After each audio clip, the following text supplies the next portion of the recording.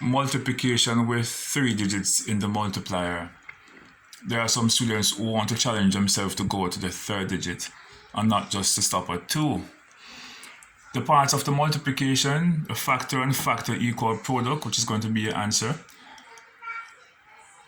But the top number is called the multiplicand and the bottom number is called the multiplier. The working out is going to be the partial factor and your answer is going to be the product. When we're dealing with 2 digits, we say that we put a 0 in the second partial factor when we get to the 3 because it is in the tens position and we want to add 1 0. Now we're dealing with 3 numbers in the multiplier.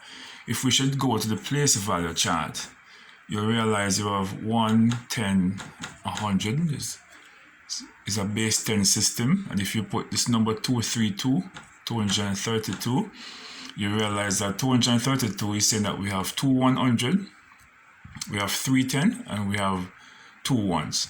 2 100 give you 200, we have 3 10s, which is 30, and we have 2 1, which is 2, and when you add that together, you get 232. Alright, so 2 3s give us 6, 2 4s, 8, and 2 2 give you 4. When you get to the 3 now, the 3 is in the tens position, so you will need to add a 0 here. Why do you add a 0? You're in the tens position and a 0 only has one, a 10 only has 1 0.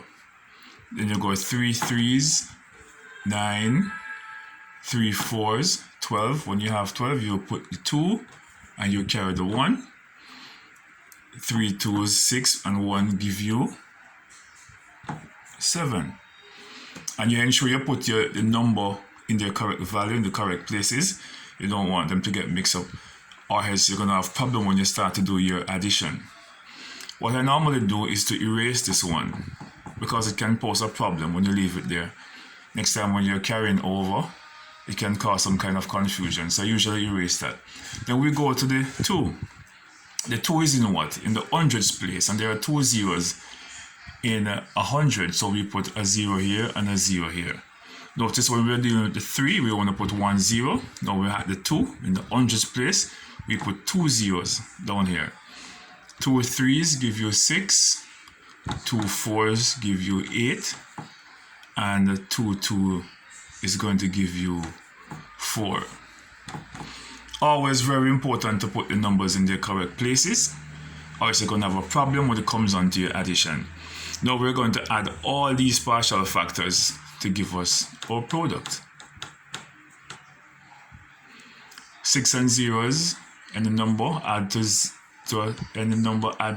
you're going to give you back the same value. 9 and 8 is going to give you 17. You put down the 1, you carry the, put down the 7, you carry the 1. 4 plus 1 give you 5, and 2 7, and 3 6 give you 13. Carry the 1 again. 7 and 1 give you 8. 8 and 8 give you 16. Put down the 6, carry the 1. 4 and 1 give you 5. You count from 1 to 3 places and put a comma.